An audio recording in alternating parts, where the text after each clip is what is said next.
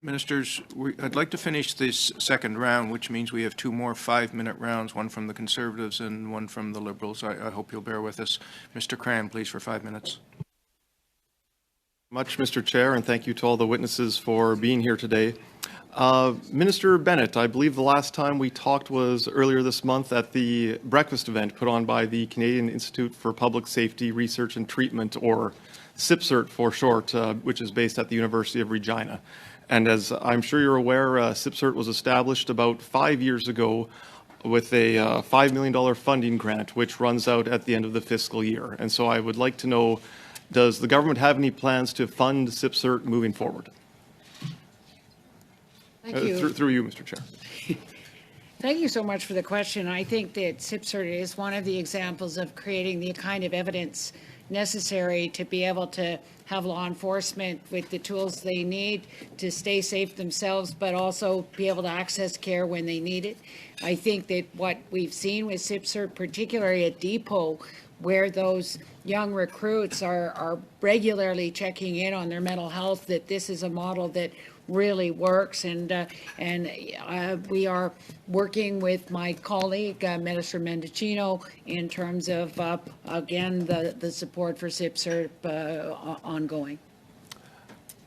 Okay, well, it's good that you're working on it, but is there going to be any plan for actual funding? And the reason why I'm asking is because they are starting to run out of time. They are bound by the ethical code of conduct for mental health research, and the ethical code of conduct says that if they're going to allow new subjects to enter the program, they have to have enough time for them to complete the program, and that means that they will not be able to accept new subjects past Christmas.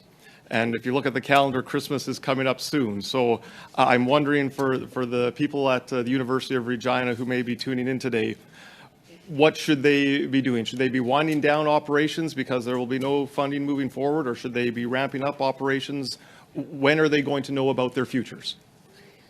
Thank you again for the question, and I promise you that I will continue to work with public safety and be able to express my support for the program, and that it really is making a huge difference. And I think with so many programs like this, that, as you know, a number of law enforcement agencies around the country are using this model, and we do think that the model could be an example of something where we could have a national standard, that all law enforcement would have that kind of mental health support and protection.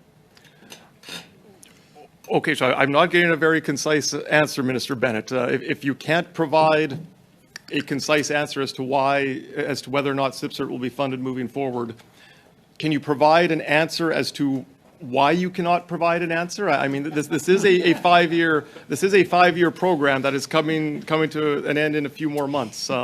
Why has this not been on the government's radar?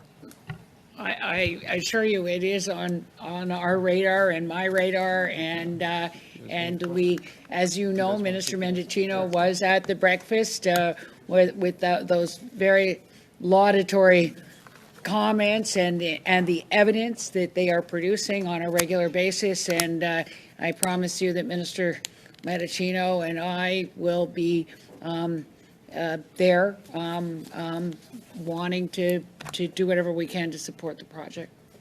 Okay, thank you, Mr. Bennett, and I will be handing over the rest of my time to Dr. Ellis.